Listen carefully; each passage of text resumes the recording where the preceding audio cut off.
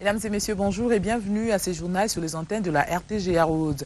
Nous commençons cette édition avec cette triste nouvelle. Une maladie non encore identifiée a causé la mort de 65 personnes en 4 semaines dans l'aire de santé de Djera, district de la Chuapa, à 25 km de Bouendé, dans la province de l'Équateur. Le ministre de la Santé, le gouverneur intérimaire de l'Équateur ainsi que les experts de l'OMS sont arrivés depuis hier à Bouendé pour investiguer sur cette maladie et prendre en charge le malade. Et à Kinshasa, l'opération de contrôle des vignettes débute en principe ce jeudi. La direction générale de recette de Kinshasa, DGRK, a précisé que tous les véhicules, motos, bateaux, barges, tracteurs, motoglisseurs et yachts qui ne seront pas en ordre seront envoyés à la fourrière. Les propriétaires de ces engins sont donc invités à accomplir ces devoirs civiques pour éviter de s'exposer aux sanctions prévues par la loi. Plus que 2 semaines avant que le bleu-blanc ne reprenne le chemin de l'école. À cet effet, le chef du gouvernement, Matata Ponyo, a tenu une réunion avec le ministre de l'EPSP. Il était question d'évaluer l'avancement du projet de réhabilitation et de reconstruction des infrastructures scolaires en RDC. Le reportage est de Bibi Chemouzeke Matete. La rentrée scolaire prochaine doit se faire dans de nouvelles infrastructures pour les élèves congolais. Le chef du gouvernement qui pilote le projet de réhabilitation et de reconstruction des infrastructures scolaires voudrait se rassurer que tout se déroule selon les prévisions. À quelques semaines de la rentrée scolaire, le processus doit être accéléré. Dans quelle mesure ils doivent poursuivre et puis accélérer les processus de construction. Et là où il y a des problèmes pour l'acheminement des matériaux de construction, que ces agences locales d'exécution acheminent le plus vite possible les matériaux de construction et la sensibilisation que nous devons faire aussi auprès de la population pour accompagner les processus de reconstruction et de réhabilitation de ces infrastructures scolaires. Nous allons tranche par tranche. Dans un premier temps, nous allons avec la moitié, donc 500, que nous devons terminer après ces instructions le plus vite possible pour qu'on démarre les 500 autres. D'ici avant la fin de l'année, il faut qu'on amorce les 500 autres pour qu'on atteigne les 1000 écoles dans un bref délai. Le PRIS prévoit la construction de 1000 écoles dans l'ensemble du pays. La journée du mercredi a été aussi dominée par l'ouverture de la première revue conjointe du plan intérimaire de l'éducation. Ces plans visent l'accessibilité à l'enseignement, l'apprentissage scolaire ainsi que le renforcement de la gouvernance du secteur de l'éducation. Suivez ce reportage de Pamphile Kayombo. L'agence de coordination de l'UNICEF. C'est dans la grande salle du fleuve Congo Hotel que le ministre de l'EPSP, Makel Mwango, a procédé à l'ouverture de la première revue conjointe du plan intérimaire de l'éducation. Pendant 3 jours, les responsables nationaux de l'enseignement primaire, secondaire et professionnel du niveau central et provincial, les partenaires éducatifs nationaux, ainsi que les partenaires techniques et financiers de l'éducation et les experts associés à la réalisation de la mise en œuvre de la réforme éducative vont se pencher sur le plan intérimaire de l'éducation qui vise, entre autres, d'accroître l'accès des enfants à l'éducation, d'assurer l'équité des garçons et des filles sans discrimination à cet accès, d'améliorer la qualité et la pertinence des enseignements apprentissage à l'école et enfin d'améliorer la gouvernance du système éducatif. Dans ce mot, Sylvie Fouet, représentante adjointe de l'UNICEF en RDC, a indiqué que le plan intérimaire de l'éducation a commencé à produire des résultats sur l'accès, la qualité et la gouvernance. Valère Moussia, coordonnateur de la cellule d'appui technique et stratégie sous-sectorielle de l'EPSP, nous parle des attentes. Nous nous attendons à ce que certaines thématiques qui n'avaient pas été peut-être bien approfondies au cours de l'année, au vu des difficultés qui ont été rencontrées, ces thématiques pourraient être peut-être approfondies davantage, et si besoin il y en a, être peut-être réorientées. Donc on a besoin des ajustements qui puissent permettre aux acteurs à tous les niveaux de pouvoir mieux travailler pour mettre en œuvre dans ce plan. C'est donc le vendredi que seront clôturés ces travaux. On va parler économie avec le ministre de l'économie et commerce qui a présidé la réunion du comité de suivi des structures de prix de biens de consommation de masse.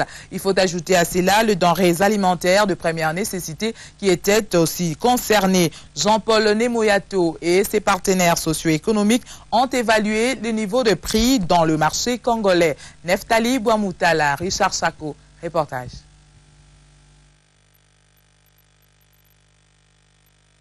La situation des stocks de denrées alimentaires tels que les poissons chéchards, le riz, le sucre, le poulet et les niveaux des prix à la vente était au centre d'une réunion entre les ministres de l'économie et commerce et le comité de suivi des structures des prix des biens de consommation des masses et des denrées alimentaires de première nécessité. Au vu des statistiques élevées des stocks, le ministre Nemoyato a salué le niveau de concertation et la collaboration entre les parties. Au sortir de cette réunion, le ministre de l'économie et commerce a exhorté et interpellé les opérateurs économiques du secteur de la panification. Pour Jean-Paul Nemoyato, ces opérateurs économiques doivent respecter les prescrits de la loi sur l'exclusivité du petit commerce réservé aux nationaux. Économie encore, près de 371 milliards de francs congolais sont attendus des régies financières à la fin du mois d'août. La réunion hebdomadaire au ministère des Finances a relevé la performance des services mobilisateurs des recettes au regard des assignations attendues. Le reportage de Bibiche Mouzeke Matete et Chims Kapangala. Suivez. Pour le mois d'août, la réunion d'évaluation et de suivi de la mobilisation des recettes a constaté que les prévisions faites tendent à une performance d'environ 371 milliards de francs congolais avec TVA. La contribution des trois régies financières est de 150 milliards de francs congolais pour la DGI, 155 milliards de francs congolais pour la DGDA, 34 milliards de francs pour la DGRAD et 32 milliards de francs congolais pour les pétroliers producteurs. L'objectif, a rappelé Patrice Kitebi, est non seulement d'atteindre les assignations, mais aussi de résorber le gap enregistré. Le point de DGRAD, nous avons un gap de 38 milliards. Et la responsabilité et l'engagement que Madame a pris, c'est de nous proposer des mesures concrètes pour que progressivement, au fur et à mesure que nous allons vers la fin de l'année, nous puissions avoir une absorption complète du gap pour que les 500, à peu près 600 milliards de prévisions soient atteints. De la même manière avec la DGI, nous avons une prévision globale de 1958 milliards. Pour l'instant, on a un gap qui est autour de 90 milliards. Et la stratégie aussi fonctionne exactement de la même manière également pour la douane. Et l'objectif, c'est que nous puissions atteindre les assignations qui nous ont été faites pour l'année 2014.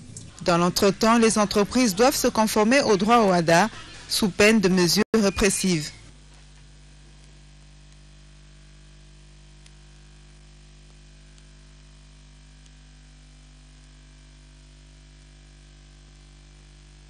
Intégration à l'union douanière de la région. Elle doit aussi poursuivre les efforts dans l'amélioration du climat des affaires. C'est ce qui ressort de l'atelier national sur la transposition des instruments de l'union douanière du COMESA qui s'est clôturé mercredi à Kinshasa. Plus de détails avec Fanny Anifakasemouala.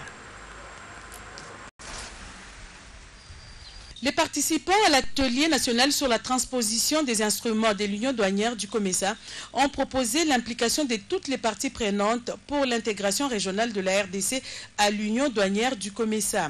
Le secrétariat général de cette organisation devra accorder une attention particulière aux pays en voie d'accéder à l'intégration régionale.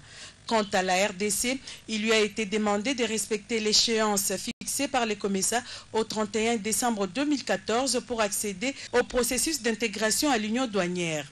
Elle devra aussi poursuivre les efforts dans l'amélioration du climat des affaires. Le représentant du secrétaire général du COMESA a exprimé sa satisfaction quant au déroulement des travaux avant d'apprécier la teneur des discussions. Le directeur général des douanes et axes a salué la tenue de ces assises qui s'inscrivent dans le cadre du renforcement des capacités des parties prenantes en vue de l'adhésion de la RDC à la zone de libre-échange. Je demande aux agents et cadres de la DGDA ainsi qu'aux délégués des organismes et institutions intéressés ayant participé à cet atelier de se mettre d'ores et déjà au travail afin de bien préparer la transposition des instruments de l'Union douanière du COMESA dans la législation nationale et la finalisation du processus d'adhésion à la zone de libre-échange et à l'Union douanière par le gouvernement de la République dans les délais convenus. Le secrétariat général du COMESA a été appelé à continuer à assister la RDC dans le processus de transposition des instruments à l'Union douanière du COMESA. On va terminer par cette nouvelle en bref. Après la décapitation de James Foley, journaliste américain par l'État islamique, Barack Obama a exhorté le monde à éradiquer l'État islamique qu'il a qualifié de cancer. D'un visage grave, le président américain a promis que les États-Unis poursuivraient la lutte contre les djihadistes ultra-radicaux. Barack Obama a appelé le gouvernement et les peuples du Moyen-Orient à travailler ensemble pour extraire ces cancers afin qu'ils ne se répandent pas. Suivi, nous vous disons merci.